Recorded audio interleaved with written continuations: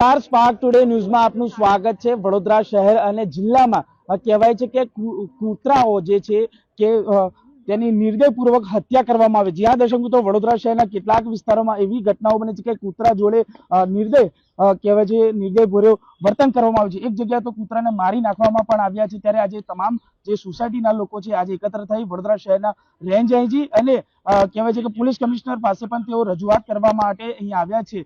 જે પ્રકારે આખી ઘટના સામે આવી છે, વિડીયો પણ સામે આવી રહ્યા છે। લોકોમાં હવે કૂતરા પ્રત્યેનો જે ભાવ છે એ ઓછો થઈ રહ્યો છે, તેટલે જ લોકો નિર્દય હત્યા કરી રહ્યા છે। આખી ઘટના શું છે તેમની સાથે જ વાતચીત કરીશું, પરંતુ ચોક્કસથી જે પ્રકારે આખી ઘટના સામે આવી છે તેમની સાથે વાત કરીશું। બેન, શું કહેશો? નિર્દયપૂર્વક આ રીતે હત્યા કરવી કેટલું યોગ્ય માનો છો? હત્યા કરવી જ યોગ્ય કેમ નહીં? માણસની હત્યા થાય તો એ પણ અયોગ્યમાં ગણાય, તો આ કઈ રીતે યોગ્ય?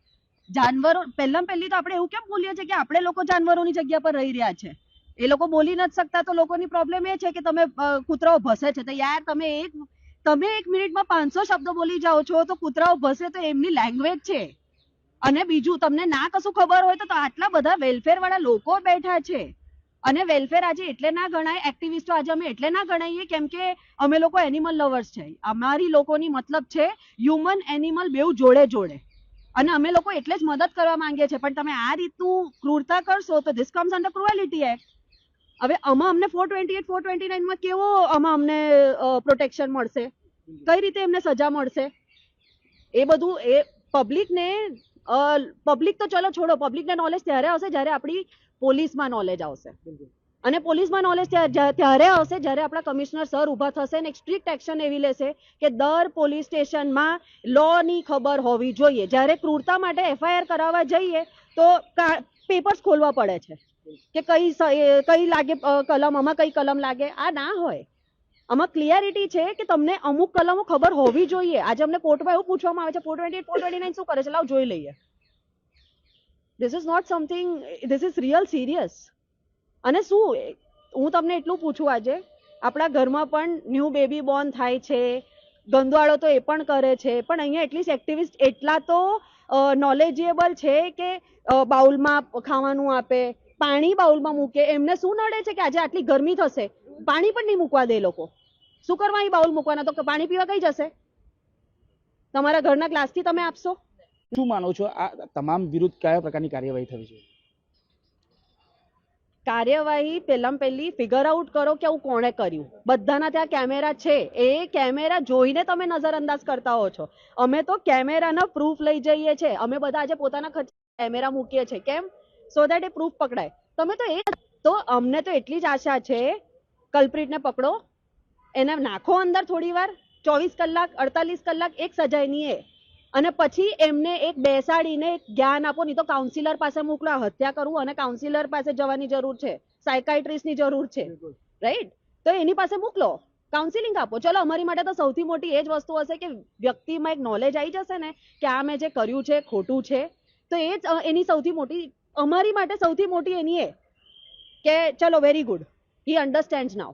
પણ આવું નહીં થાય અને ક્રુએલિટી ચાલ્યા જ કરશે તો પછી ધેર ઇઝ અ લો કે કોર્ટ એફઆઈઆર અમારી એક્સેપ્ટ કરો। પોલીસ તો અમારી એફઆઈઆર પણ પહેલા એક્સેપ્ટ નહીં કરતા। પહેલા તો ભાઈ અરજી થશે। અરે અરજી પછી 2 દિવસ 24 કલાક થઈ ગયા, કેનલમાંથી જતાઈ રહ્યા હશે, ક્યારે ફાઇન્ડ આઉટ કરશો? 3 દિવસ સુધી એપ્લિકેશન છે તો ખોલવામાં નહીં આવતી। જોઈએ છે બેન, જોઈએ છે બેન, આ તો તમારો કઈ જવાબ છે? સૌથી મોટી વસ્તુ ચોકીમાં અમે અરજદારો પોણો 1 કલાક ઉભા રહીએ છીએ, ચોકી ટાઈમ પર ખુલતી જ નથી। કેમ? શેની માટે ચોકી મૂકી છે? સારી પેન્ટ કરીને શો કરવા માટે? તો બેટર છે કે જ્યારે ચોકી શોની નથી એને ખોલો અને ત્યાં બેસો, અને બોલાયા છે તો પોણો 1 કલાક સુધી વેટ ના કરાવશો અમને। Attend us, this is what we need. We are a responsible humans of this country, attend us. Delhi જેવામાં બધે પોલિટિકલ હેલ્પ મળી જાય છે, અમારે શોધવા જવું પડે છે, તો ક્યાં માનવતા ગઈ આ બધી?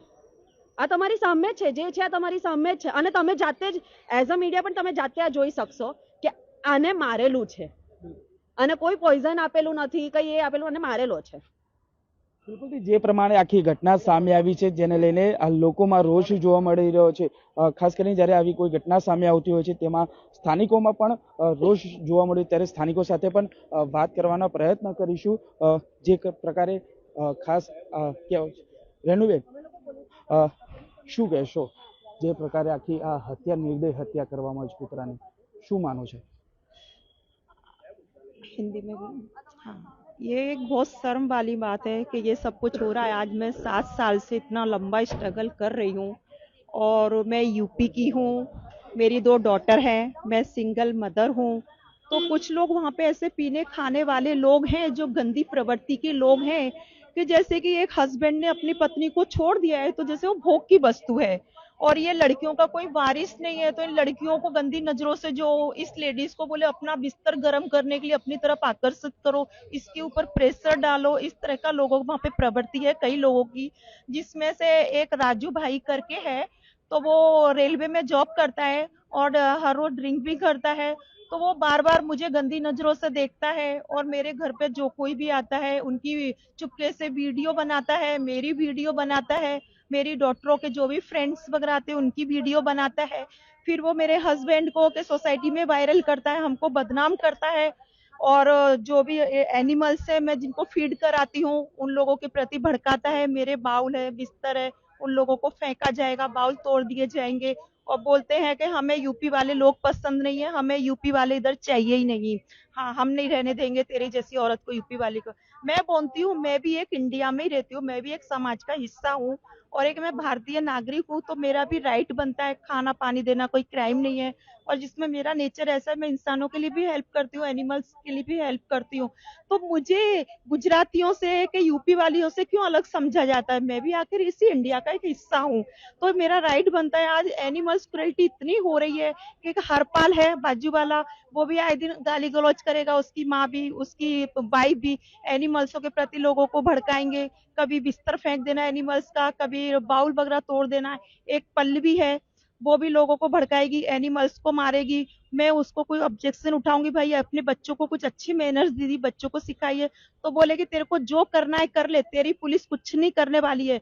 मैं तो ऐसा ही करने वाली हूँ, तेरा अभी तक पुलिस वालों ने क्या उखाड़ लिया, सो अब क्या उखाड़ेगी तेरी पुलिस। इस तरह का मुझको है ना बोला जाता है बार बार। और पूरी सोसाइटी एक तरफ है और मैं अकेली, मैं और एक लड़की है रीनल करके, उसके साथ भी यही मेंटली हरेसमेंट हो रहा है। सेम उसके साथ भी यही प्रॉब्लम है, उसके डॉगियों के ऊपर एसिड डाला जाता है, मारा जाता है, एक दूसरे को भड़काया जाता है, ब्रेन वॉश किया जाता है।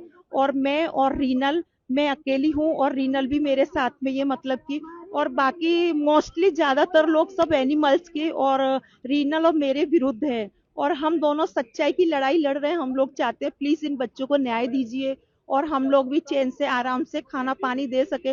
पुलिस वालों के पास में जाते हैं, पुलिस वाले बोलते हैं बहन क्या आपका तो रोज रोज का नाटक है। बोले कुछ भी नहीं होना है, शांति से आप अपने डॉगी को खाना दीजिए। और पुलिस ये जगह है ना सिर्फ इंसानों के लिए, एनिमल्स के लिए जगह नहीं है। पीएसआई सर तक ऐसे मतलब गलत लोगों को सपोर्ट करते हैं, सोसाइटी वालों को। बोले ये पहले इंसानों की सेफ्टी चाहिए, बाद में एनिमल्स की। अगर आप बताओ बहन, अगर कोई डॉगी इंसानों को काटेगा तो सबसे पहले इंसान अपने आप को बचाएगा कि एनिमल्स को बचाएगा? तो मैं बोलती है सर क्वेश्चन गलत है। वहां पे हर कोई लकड़ी ले लेके घूम रहा है, एनिमल्सों को मार रहा है, बच्चे पत्थर फेंक रहे हैं, बुजुर्ग लोग मार रहे हैं। तो अब उनको यही नहीं पता इनका एक्ट क्या है, इनका कानून क्या है। सबसे पहले जो भी है कांस्टेबल है, एएसआई है, उन लोगों को पता होना चाहिए इनके बारे में, कानून के बारे में, एक्ट के बारे में। उन लोगों को कोई नॉलेज नहीं है, वो सब लोग उन लोगों को सपोर्ट देते हैं, इसलिए ये क्राइम बढ़ता जा रहा है और आगे तक इसमें कोई सख्त कार्रवाई नहीं हो रही है। और मैं भी काफी हद तक थक गई हूँ, तो इस वजह से मेरी हिम्मत नहीं होती, इसलिए मैंने जितने भी हैं अपने फीड, अपने मतलब एनिमल्स वाले सबको, इन लोगों को मैंने बोला है, इन लोगों से हेल्प मांगी है। और मैं चाहती हूँ प्लीज इन बच्चों की है ना रक्षा की जाए, इनको न्याय मिले ताकि अपनी लाइफ जिंदगी जी सके। બિલકુલ તમામ લોકો એક જ માંગ કરી રહ્યા છે કે જે રીતે કૂતરાની કહેવાય છે કે હત્યા, નિર્મમ હત્યા કરવામાં આવી છે તેને લઈને લોકોમાં રોષ જોવા મળે છે. એની પર જે લવરો છે તેનામાં પણ રોષ જોવા મળ્યો છે. આ નિર્મમ હત્યા કરવામાં આવી છતી માનસિકતા ધરાવતા લોકો સામે કાયદેસરની કાર્યવાહી કરવામાં આવે તેવી માંગ તે સ્થાનિકો કરી રહ્યા છે. અને આજે તેઓ વડોદરા શહેર પોલીસ કમિશનર સાથે રેન્જ આઈજી ને પણ મળવાના છે ને આ આ લાકડીથી મારવામાં આવે છે તેવા પણ આક્ષેપો કરી રહ્યા છે. હવે તેઓની માંગ છે કે આ તમામ વિરુદ્ધ કાયદેસરની કાર્યવાહી કરવામાં. આ પહેલી વખતની ઘટના નથી. આવી અગાઉ અનેક વખત ઘટનાઓ બની છે. માજલપુરમાં હોય, પછી કે બિલ બાજુ હોય, વરનામા બાજુ હોય, તમામ જગ્યાઓ પર આવી ઘટનાઓ સામે આવી રહી છે. તેને લઈને જ આજે તેઓ શહેરના પોલીસ કમિશનર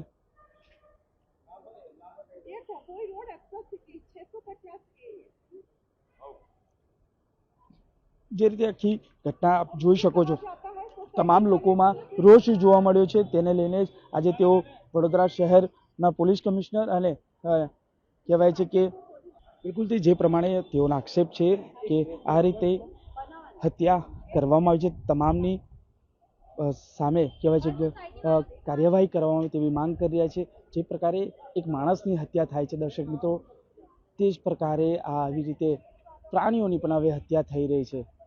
એટલે તમામમાં જાગૃતતા આવે જરૂરી છે.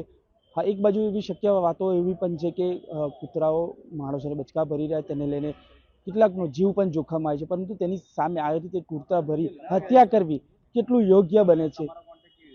આજે તમામ લોકો આજે પોલીસ કમિશનરને રજૂઆત કરવા માટે આવ્યા છે, પરંતુ ચોક્કસથી આ તમામ જે વિરુદ્ધ કડક કાર્યવાહી થાય તેવી પ્રાણી લવર એટલે કે એનિમલના લોકો, જે એનિમલ લોકો પ્રેમી છે, તેઓ માંગ કરી રહ્યા છે.